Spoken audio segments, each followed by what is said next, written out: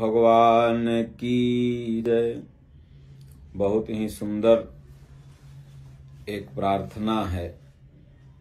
कौन कौन यह प्रार्थना अपने बचपन में विद्यालय में किए थे, कमेंट में अवश्य बताइएगा। और इसी प्रार्थना की एक लाइन है जिसको एक भक्त ने पूछा है, महाराज जी इसका क्या मतलब है? जिस देश जाति में जन्म लिया बलिदान उसी में हो जावे। तो हमने सोचा पूरी प्रार्थना का ही अगर अर्थ बताया जाए। बड़ा सुंदर है और यह प्रार्थना अगर बच्चों को आज भी कराई जाए, तमाम विद्यालयों में, सरकारी स्कूलों में अभी भी शायद ये प्रार्थना होती ही होगी। और सरकारी विद्यालयों में तो नाना तरह की प्रार्थनाएं होती हैं, लेकिन ये प्रार्थना इतनी अच्छी है कि विद्यार्थी को ऊर्जा से भर देती है। तो आइए सबसे पहले ये प्रार्थना को हम लोग करें। और यह प्रार्थना बिल्कुल आध्यात्मिक है, बच्चों को भौतिक जगत से प्रेरित करते हुए आध्यात्मिकता से भर देती है। वह शक्ति हमें दो दया निधे, कर्तव्य मार्ग पर डट जावें। पर सेवा पर उपकार में हम निज जीवन सफल बना जावें। वह शक्ति हमें दो दया निधे, कर्तव्य मार्ग पर डट जावें। हम दीन दुखी दिव्यांगों के सेवक बन कर संताप हरें। जो हो अटके भूले भटके उनको तारें और तर जावें। वह शक्ति हमें दो दया निधे, कर्तव्य मार्ग पर डट जावें।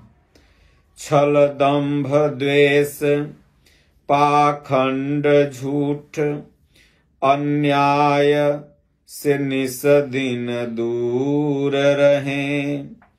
जीवन हो शुद्ध सरल अपना, सुचि प्रेम सुधा नित बरसावें। वह शक्ति हमें दो दया निधे, कर्तव्य मार्ग पर डट जावें। निज आन मान मर्यादा का प्रभु ध्यान रहे, अभिमान रहे। जिस देश जाति में जन्म लिया बलिदान उसी पे हो जावें। वह शक्ति हमें दो दया निधे, कर्तव्य मार्ग पर डट जावें। भारतीय संस्कृति, खास तौर से सनातन संस्कृति, प्रेयर प्रार्थना से ही सुबह की शुरुआत होती है और प्रार्थना से ही शाम का अस्त भी होता है। हमारे भारतीय संस्कृति में जितने भी मंदिर हैं वहाँ सुबह शाम आरती होती है। सुबह की आरती अलग, शाम की आरती अलग। हम सनातनी कोई भी कार्य करते हैं तो प्रार्थना से प्रारंभ करते हैं। तो उसी तरह विद्या अध्ययन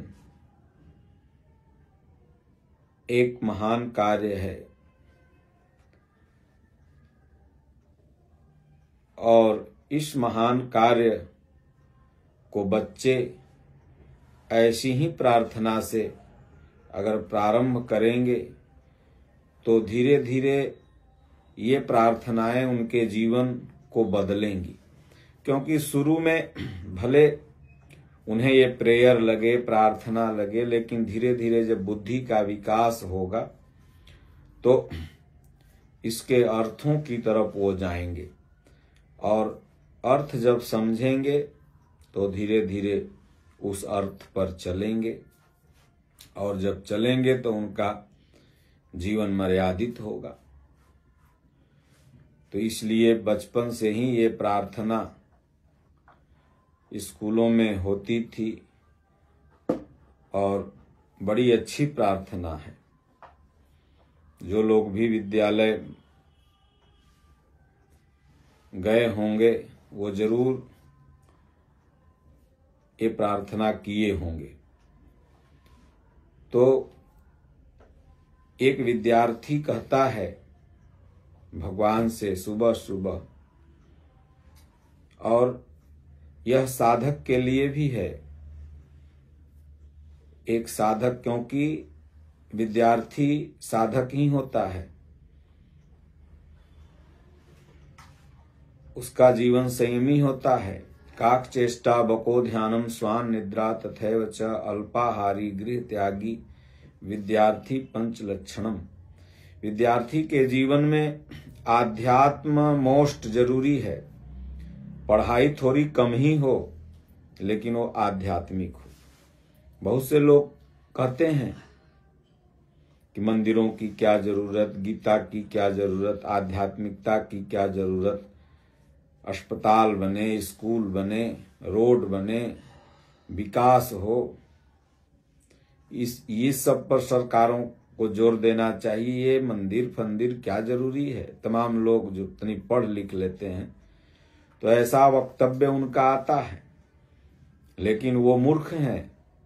क्योंकि अगर पढ़ाई में आध्यात्मिकता नहीं है, जैसे नारी कितना भी श्रृंगार किए हो, अगर वह वस्त्र से विहीन है तो वह सुशोभित नहीं होती। सब्जी में कितना भी मसाला आप तेल डाले हो, अगर उसमें नमक न हो तो वह सब्जी बेकार होती है। उसी तरह आपके पढ़ाई लिखाई में अगर आध्यात्मिकता न हो, राम के चरित्र न हो, महापुरुषों के चरित्र न हो और वो जीवन में आप न उतार पाए तो वो सारी पढ़ाई व्यर्थ है। क्योंकि अभी भारत का सबसे शिक्षित राज्य केरला है, जहां पर 99.99% लोग शिक्षित हैं। अच्छी बात है, हर राज्य को शिक्षित होना चाहिए, उतना लेवल होना चाहिए। लेकिन आतंकवादी गतिविधियों में सबसे ज्यादा युवा अगर दूसरे देश में जाकर के आतंकवादी बने हैं या भारत विरोधी, सनातन विरोधी गतिविधियां उनकी है, तो वो केरला राज्य ही है, वहीं के बच्चे हैं, वहां की युवक युवतियां नागरिक हैं। क्यों? क्योंकि उन्हें आध्यात्मिकता से दूर रखा गया। उन्हें मात्र इतना बताया गया कि यहां तो एक विवाह होता है, जन्नत में 50 विवाह होगा, वहां इससे ज्यादा मौज है, इसलिए तुम काफिरों को मारते मारते लड़ जाओ, गीता में मर जाओ। गीता में भी भगवान ने कहा अर्जुन असुरों को मार, कुरान में कहा काफिरों को मार। तो आखिर में असुर और काफिर हैं कौन?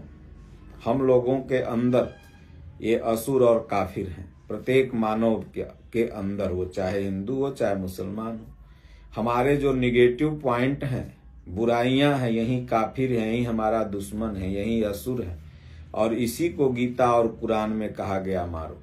और जब इसको जीव मारता है, खत्म करता है, तब वहां जन्नत अर्थात स्वर्ग मिलता है। भगवान ने कहा अर्जुन स्वर्ग मिलेगा। तो इन सब चीजों को कुछ लोगों ने यूज किया और कहा वहां हूर मिलेगा, ये मिलेगा, तुम लड़ो मरो, और आपस में मानवता को संघर्षशील बना दिया। तो शिक्षा से कहीं न कहीं अध्यात्म को हम लोगों ने दूर किया, इसका यही नतीजा है।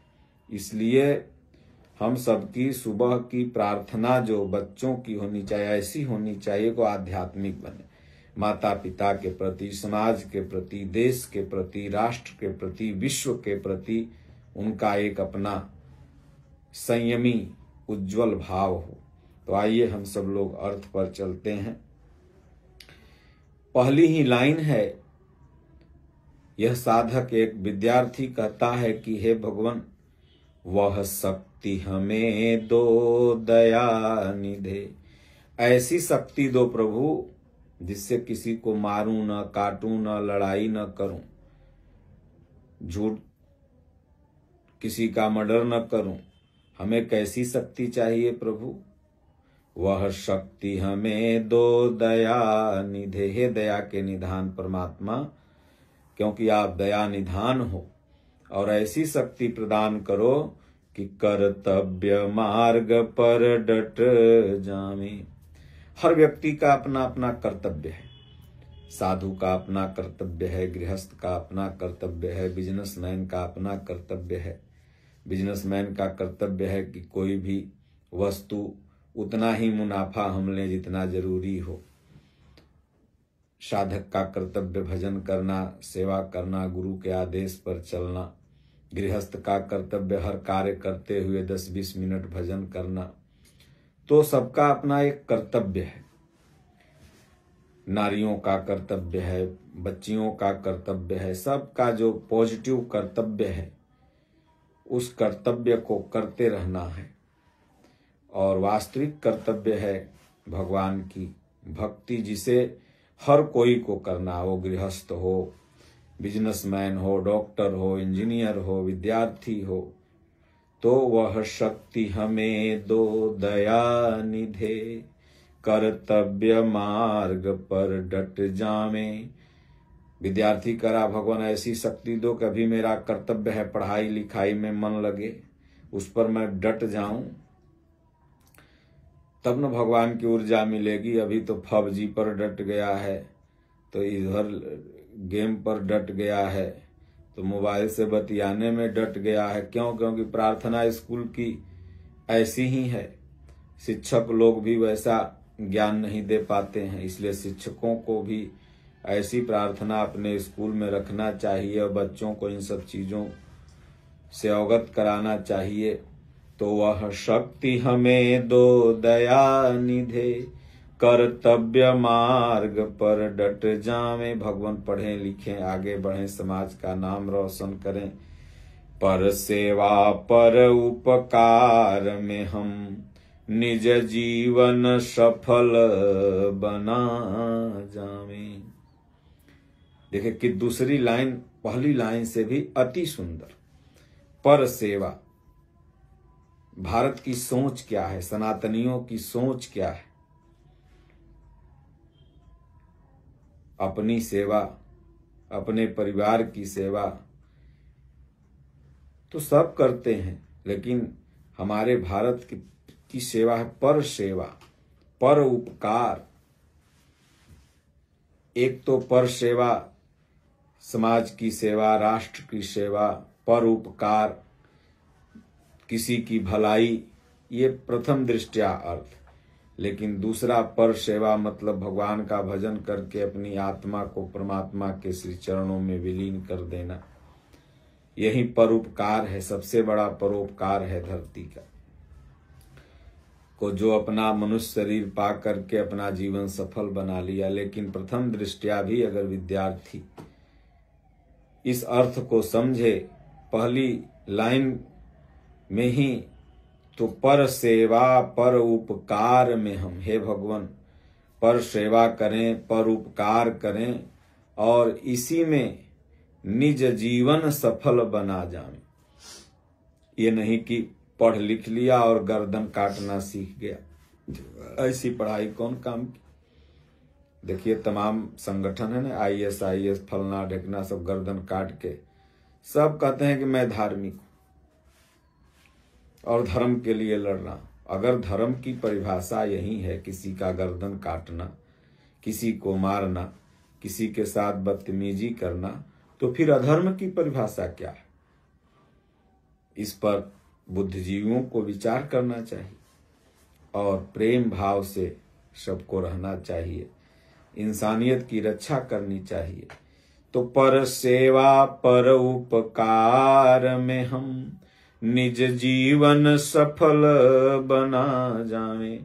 आपका जीवन तभी सफल है, नहीं तो बार बार जन्मे बार बार मरे, जीवन मृत्यु के चक्र में पड़े रहे। वह शक्ति हमें दो दया निधे, कर्तव्य मार्ग पर डट जावे। भगवान वह शक्ति दो, कर्तव्य मार्ग पर डट जाए। आगे तीसरी लाइन उससे भी बढ़िया। हम एक एक लाइन इस प्रार्थना की इतनी सुंदर है कि इस पर व्याख्या करिए तो घंटों बीत सकते हैं। हम दीन दुखी, पहले प्रार्थना बस केवल हम लोग प्रार्थना समझ के स्कूल में गए, 10 मिनट कर लिए, बोझ जैसा लगता भाई प्रार्थना होगा, उसके बाद तब फिर चट बिछा मैट बिछा, फिर लड़के अपना स्लेट पेंसिल निकाले, फिर पढ़ने लगे। लेकिन जब धीरे धीरे समय बीतता है और समय में बुद्धि विकसित होती है तो लगता है कितनी बड़ी बात थी। तो हम दीन दुखी दिव्यांगों के सेवक बनकर संताप हरें। हम दीन दुखी दिव्यांगों के बचपन से हमारे भारतीय संस्कृति परंपरा सनातन संस्कृति में सिखाया जाता है कोई दीन हो दुखिया हो, इसलिए भारतीय बड़े दयालु होते हैं और इसी दया का फायदा उठा उठा करके भारतीयों को न जाने कितने बरस तक लोगों ने शोषण किया। तो इसलिए दया भी आप करो तो थोड़ा विचार के करो। तो हम दीन दुखी दिव्यांगों के, किसी भी तरह से जो अंग से रहित हैं, आंख नहीं है, कान नहीं है, गोड़ हाथ नहीं है, उन्हें दिव्यांग कहा जाता है, कोई कोई विकलांग बोलता है। दीन दुखी कि हर तरह से प्रभु उनका सेवक बन करके हम संताप हरें। सेवा की बड़ी महिमा है और सेवक सुख चह मान भिकारी, व्यसनी शुभगति धन व्यभिचारी, लोभी जश्चह चार गुमानी, जीवत 100 समान ते प्राणी। इसलिए सेवक, बच्चों को बचपन से ही सेवक बनाने की भावना। अब तमाम ऐसे संगठन हैं जहां बच्चे से ही बच्चों में नफरत भरी जा रही है, पता नहीं क्या क्या उनको सिखाया जा रहा है। एक मनुष्य के प्रति विद्वेष की भावना डाली जा रही, वो तुम्हारा दुश्मन है, उसको मारो तो जन्नत मिलेगा, ये होगा वो होगा। घर में भी किसी किसी घर में बचपन से ही तुम्हारे उस पापा को वो ऐसे किया था, ऐसे किया था, बच्चों को विद्वेष लोग पढ़ा देते हैं। ऐसा नहीं, उन्हें प्रेम भाव पढ़ाना चाहिए जिससे उनके मन में प्रेम जगे, जीवन को सरल ढंग से जी सके। तो हम दीन दुखी दिव्यांगों के सेवक बन संताप हरें। सेवक बन के उनके दुख को भगवान हरें, ऐसी हमें शक्ति प्रदान। ऐसा नहीं कि और हम उनको दुखी कर दें, ये हमें शक्ति मत देना भगवान। एक विद्यार्थी एक साधक कहता है, जो हों अटके भूले भटके, उनको तारें और खुद तर जाएं। चौथी लाइन इससे भी बेजोड़ आध्यात्मिक अर्थ। जो हों अटके भूले भटके, भगवान जो समाज की मुख्य धारा से किसी कारणवश अलग हो गए हैं, उनको भी हम मुख्य धारा में ले आएं और अपने भी मुख्य धारा में रहें, ऐसी शक्ति प्रदान करो। यह तो बाहरी अर्थ कितना सुंदर, लेकिन आध्यात्मिक अर्थ इससे भी अति सुंदर। जो हों अटके भूले भटके, साधक भगवान का जब भजन करने लगता है तो भूले भटके जो भी जीव उनकी शरण में जाते हैं उनको भी तार देता। हमारे दादा गुरु महाराज कहा करते हैं थे हो, जिस घर में एक राम भक्त पैदा हो जाए वो अपना कई पुस्त तार देता है, खुद भी तारे और तर जावे। खुद भी तर गया और न जाने कितनी खानदान को तार दिया। धन्यवती जुबती जग सोई, रघुपति भगति जासु सुत होई। न तरु बाझ भली बादी बियानी, राम विमुख सुत ते हित जानी। इसलिए बाली जब मरने लगा तो अपने तो तरा ही भगवान के हाथ से और पूरा खानदान को तार दिया। केवट अपने तो तरा ही पूरी खानदान को तार दिया। तो जो हों अटके भूले भटके, भगवान की शक्ति मिल गई, ऊर्जा मिल गई तो जो भी कहीं नरक में पड़े रहेंगे सब तर जाएंगे। छल दंभ द्वेष पाखंड झूठ, अन्याय से निस दिन दूर रहें। बचपन से ही बच्चों को यही शिक्षा हमारे भारतवर्ष में दी जाती है, किसी के साथ छल मत करो। मानस में भी बाबा ने कहा कि गुरु से कपट मित्र से चोरी, को होई निर्धन को होई कोढ़ी। अस कुमित्र परिहरेऊ भलाई, आगे कही मृदु बचन बनाई। पाछे अनहित मन कुटिलाई, जहि कर चित अहि गति सम भाई। अस कुमित्र परिहरेऊ भलाई। तो इसलिए बचपन से ही बच्चों को ये हमेशा प्रत्येक माता पिता को शिक्षा देनी चाहिए कि छल दंभ मतलब झूठों के हाँकना। कितने बच्चों के पास कुछ नहीं, वो हाँकेंगे हमारे पास यह है, हमारे पास वह है, ये दंभ है। द्वेष, किसी से आपस में द्वेष करना। वो बच्चा ज्यादा तेज है पढ़ने में तो उसके कापिये चुरा लो, कलमें चुरा लो। नहीं, पाखंड से भी दूर। ये भूत प्रेत टोना जादू ये सब पाखंड, इसलिए बचपन से बच्चों को इन पाखंडों से दूर रखना चाहिए। पूज्य गुरुदेव भगवान ने बाल गीता बच्चों के लिए लिखी है, बड़ी सुंदर। उसको लोग पढ़ सकते हैं, बच्चों को पढ़ा सकते हैं। तो ये छल दंभ द्वेष पाखंड झूठ अन्याय इस सब से बच्चे बचेंगे। छल दंभ द्वेष पाखंड झूठ, अन्याय से निस दिन दूर रहे। हे नारायण, प्रतिदिन यह भक्त भगवान से प्रार्थना करता है कि प्रभु इतना चीज से अगर हम दूर हो गए, कौन कौन, तो छल दंभ द्वेष पाखंड झूठ अन्याय से निस दिन दूर रहे। जीवन हो शुद्ध सरल अपना, सुचि प्रेम सुधा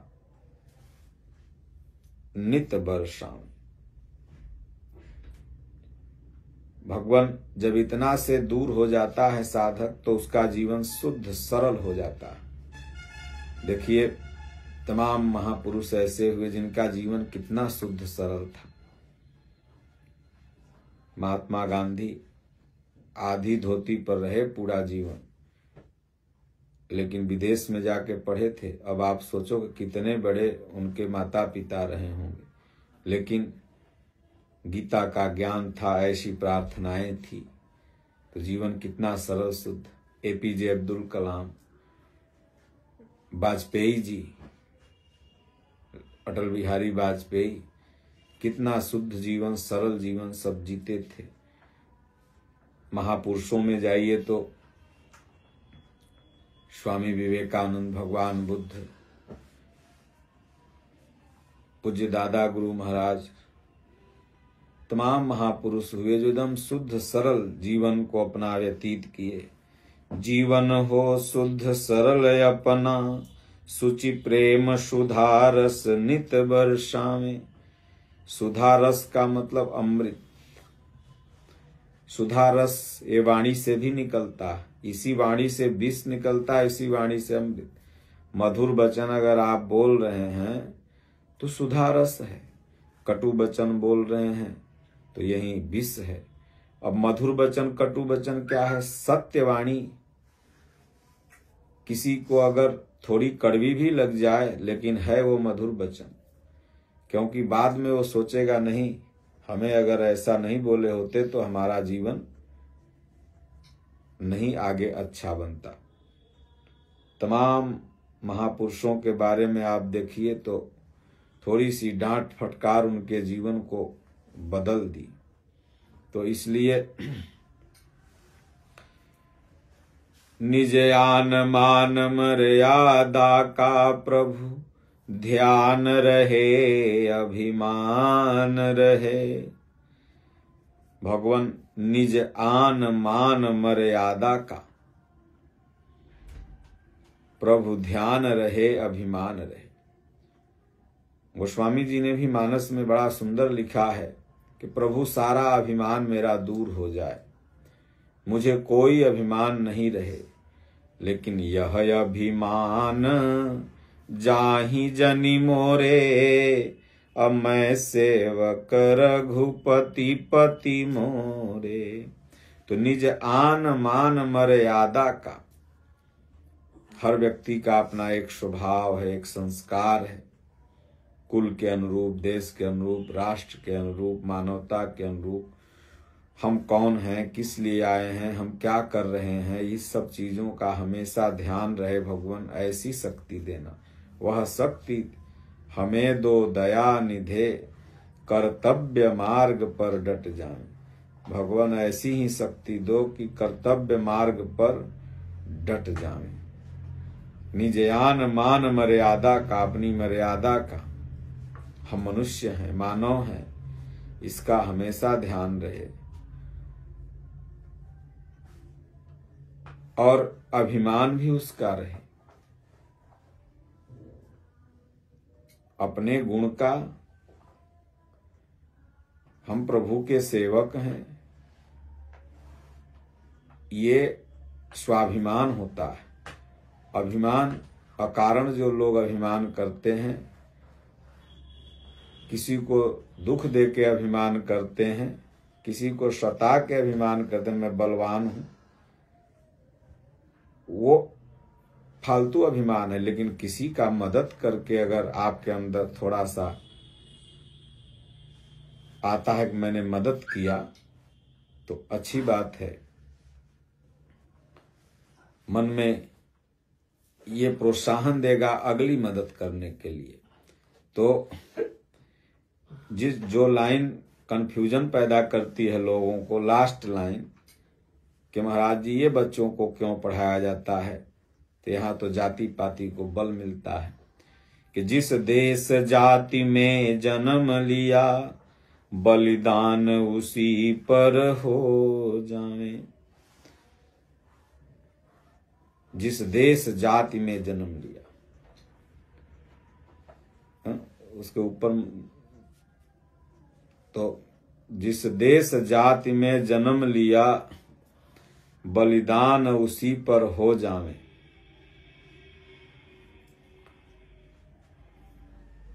देशभक्ति, राष्ट्रभक्ति। और भारत तो पूरे विश्व को ही अपना परिवार मानता है, वसुधैव कुटुंबकम।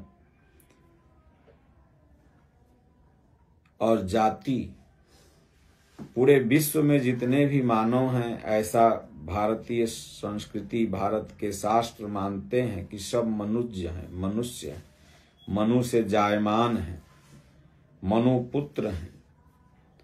तो सबकी जाति क्या हो गई? मनुष्य की हो गई। तो ऐसा नहीं कि हम जिस छोटी छोटी जातियां कबीलों में जन्मे हैं इसका अभिमान करें और इसके लिए आपस में लड़ते रहें, ऐसा नहीं। ये प्रार्थना में बड़ा गूढ़ रहस्य है। और ये प्रार्थना शुरू में तो समझ में नहीं आती है, धीरे धीरे जब आप शास्त्रों का अध्ययन करते चले जाएंगे, बुद्धि का विकास होते जाएगा, तब यह समझ में आएगी कि जिस देश जाति में जन्म लिया। राष्ट्रभक्ति करना प्रत्येक राष्ट्र के नागरिक का कर्तव्य है। और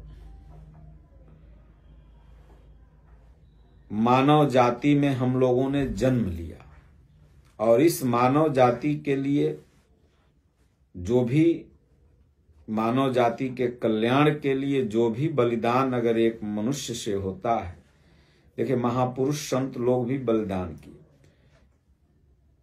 दधीची ने अपने शरीर का ही बलिदान कर दिया मानवता के हित के लिए। तमाम महापुरुष वे पूरे जीवन को सेवा समर्पण में, तमाम महापुरुष वे मानवता को ज्ञान देने में अपने जीवन को लगाया। तो जिस भी मनुष्य से जितना बन सके इस मानव जाति के लिए, इसलिए भारत का सनातनी संविधान, भारत का सनातनी शास्त्र जो भी है ये पूरी मानव जाति के लिए है।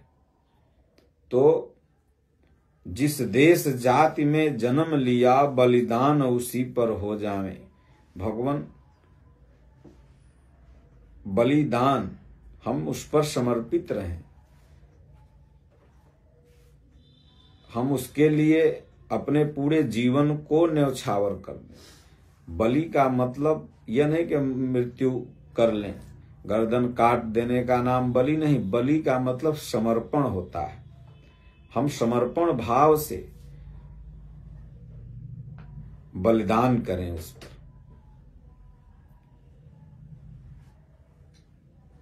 तो जिस देश जाति में जन्म लिया भगवान, हमने मानवता जाति में जन्म लिया,